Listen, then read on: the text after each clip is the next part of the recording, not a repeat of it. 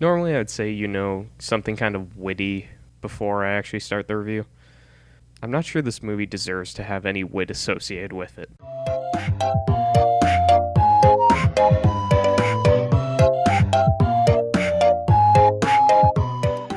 Welcome to Shy Guy Reviews. Today I'm reviewing Hansel and Gretel, Witch Hunters. Alright, so this is the kind of movie that I'm glad I do my reviews on Netflix, because I feel that I would have a hard time bringing myself to pay for a movie like this.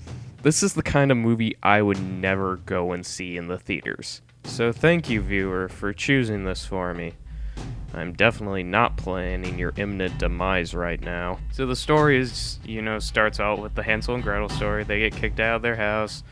They find a witch Candy's house, and then they shove her in an oven, and then they become witch hunters. And then there's a coven of witch. They're gonna sacrifice children, and yeah, that's the plot. So what did I think of it? I don't know. See, this movie somewhat knows that's not a good movie, so does it succeed in not being good, or does it fail at being truly terrible?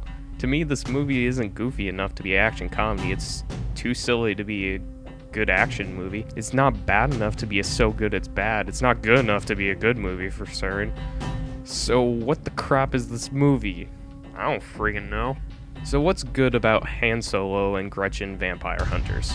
The animation in the credits is actually really good. It shows the two main characters and what they're doing over a couple years and them becoming witch hunters. It was a good way to connect a cold opening, a time skip, and a montage all into one thing. And I gotta respect, being able to do that all in one thing. The action I found was pretty decent. It was fairly enjoyable, and it gets way over the top, and so does the gore in the movie, and I actually kind of liked the gore. But yeah, the gore was kind of fun. The main villain chews the scenery so much that it goes from being truly terrible to just so enjoyable whenever she's on the screen. Jean Grey does not give a crap in her performance, and that made it great. So what's bad? Everything else, really. In the first 5 minutes, there's two dramatic scenes that honestly had me burst out laughing at the delivery of them. And to nitpick, there's several stupid little things that make no sense in the movie. Cloth pictures on milk bottles with the missing children on them. That makes no sense, especially because these are really detailed pictures. So that would mean that children would have to be there, so they were already preparing for them to be missing. Yeah. Doesn't make any sense. Gretel also wields a rapid-fire crossbow that has 2 drawstrings, which means it could shoot 2 shots, but it shoots bursts of 5 bolts. Yeah, that's not how crossbows work at all.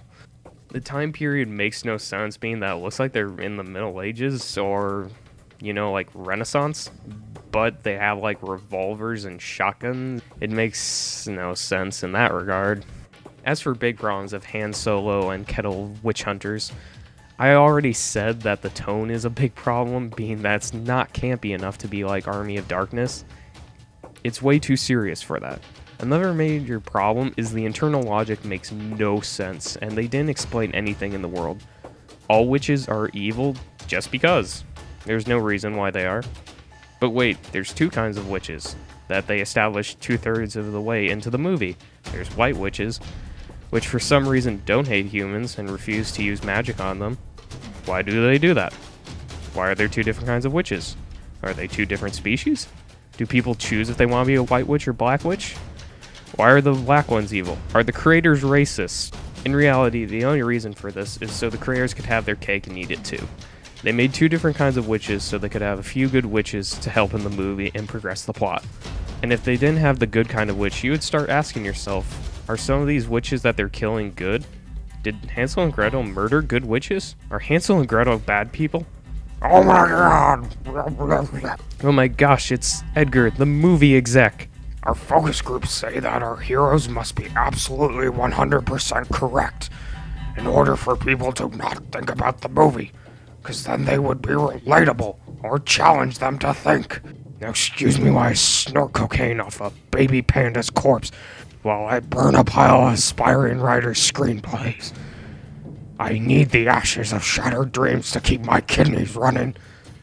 Okay, Edgar, that's all fine and dandy. Anyway, the addition of the second type of witch is just a cop-out that made it so you wouldn't question the morality of killing witches. Also, from another perspective, the humans really love burning witches, so it makes sense that the witch's goal would be to not be burnt. Stop empathizing with the villains. Stop looking at them from a different point of view. Stop it. We gave you cool guys to root for. The villain witches kidnap children, which instantly makes them evil. Yes, that's all true and fine, but I think you could make the argument that the witches are just defending themselves from the humans. Because the ritual they're trying to do is to make it so they can't be burnt anymore, and you know what? That seems kind of reasonable. Another thing that made no sense is Hansel makes a comment that we hunt witches, nothing about our life is normal. You know, witches seem pretty freaking common in this world, so the fact that he considers witches abnormal feels weird. It's like a human in Lord of the Rings just saying, hey, it's weird that elves exist, right? It would be like me saying, hey, it's weird that penguins are a thing. It doesn't really make any sense. Another thing that bothered me that there are two people accused of being witches, which both of them happen to be witches. The humans are portrayed as ignorant and paranoid, but they have a 2-0 score for finding witches that we see in the movie. They seem like they know what they're doing, and their paranoid seems a little justified also. Something else that really bothered me, Hansel is a massive asshole. No, he isn't. He's a rebel. That makes him likable. No, he's just straight up a dick. The first time we're introduced to Hansel after the time skip, there's a woman about to be burned for being a witch, and Gretel stops them from burning the lady. The lady then goes up to Hansel and then is like, oh, thank you for saving my life, and you know what his response is? He just says, oh yeah, I would have let them burn you to be safe. And then she pursues him for a relationship. Is that how I get ladies to like me? Contemplating letting them burn to death? So clearly he is doing something right and I am doing everything wrong. Furthermore, for characterization, Gretel is about as interesting as Elcor giving a lecture about the history of soap. Once again, as with my Turbo review, I started coming up with theories of what's going to happen, and yet again, these were more interesting than what happened in the actual movie. Such as, they meet a troll about halfway through the movie, and for some reason, it really likes protecting Gretel. And you learn that their mom died, so I'm like, oh, somebody, like a witch, turned their dad into a troll, and that's why he's so protective of Gretel. And maybe they're gonna turn him back. No, their dad straight up is dead, and the troll just, for some reason, wants to be friends with them. Han Solo and Kettle Rich Blunders is not funny enough to be a comedy, or silly enough to be a farce. It's not good enough to be a good movie. The drama is laughable, the action is fun to a degree. Really, this movie is a turd sitting in the middle of the room. Is it smelly? Yes. Do you wish it wasn't there? Yup. Do you fault the dog for making it? A little bit, but you know what, that's what animals do. Wait a second. Are you calling my movie a turd? Are you comparing me to a dog that poops out movies? As soon as I'm off my cocaine bender, we're gonna have a throwdown, you destitute, disembodied voice, and your personification of text which you call an editor. Remaking fantasy stories is all the rage. My market research is always right, and people will eat this movie up, because market research is always right. Focus groups, focus groups. Hey, thanks, Nick. Nice to know you always have my back. Anyway, as for a score, this movie gets a 2 for quality and a 4 for enjoyability.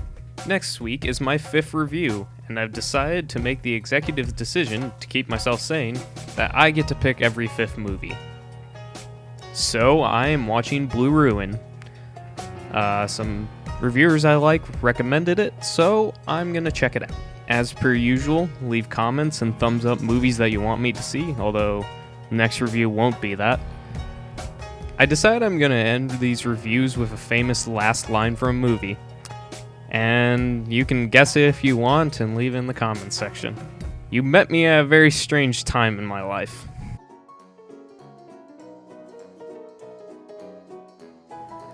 Another thing I'm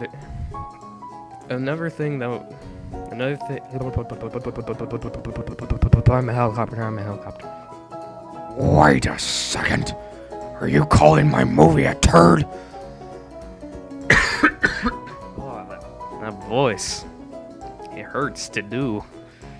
Ugh, especially. I decided I'm gonna end these. Gosh dang it, I'm doing awful right now.